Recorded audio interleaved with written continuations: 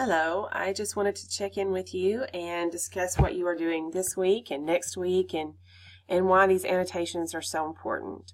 So obviously this week you guys are working on your literacy narrative essay. You're wrapping up last week's focus on writing. This week, once you're done with the literacy narrative essay, our focus is more on critical reading. So you have two more articles to read. They both come from the Bad Ideas About Writing textbook.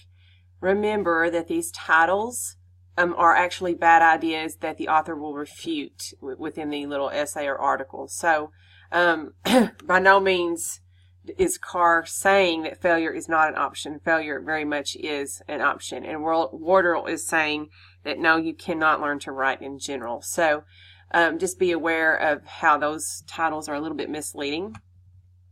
So I want you to read them and do the annotations if you haven't already.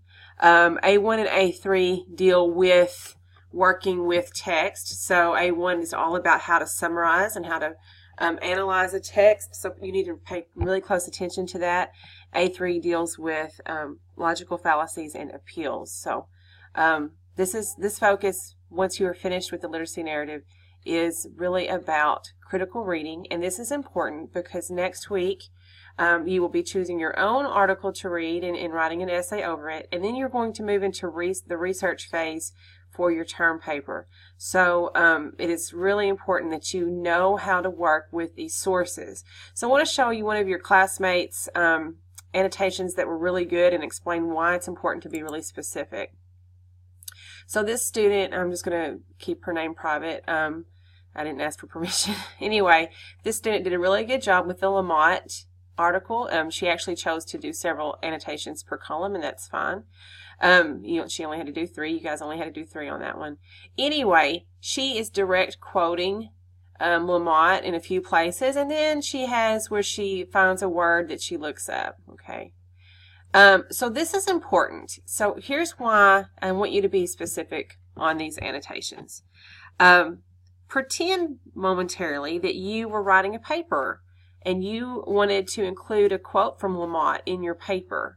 Well, you could go back to this annotation and find exactly what you were thinking about because you've already read it and you already studied it. So it's really important that you know specifically what it is you're commenting on over here. So that's why I don't want paragraph numbers or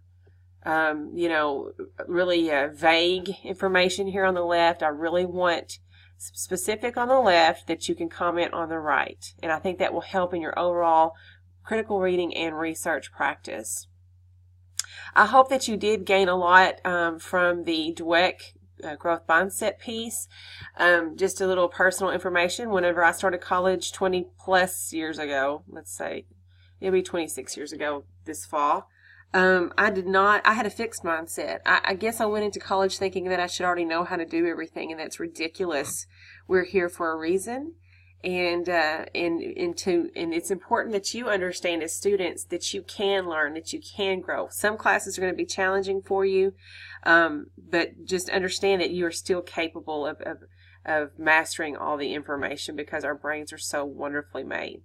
So I hope that helps, I don't know, inspire you as a student to just keep on working hard, even when it seems to get really tough. Okay. All right. So that's all I have for today. Be working on your literacy narrative essay if you haven't finished it yet.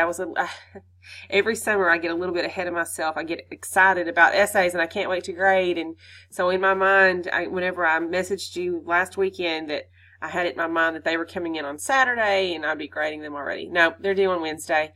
And also keep in mind, some of you are questioning grading stuff.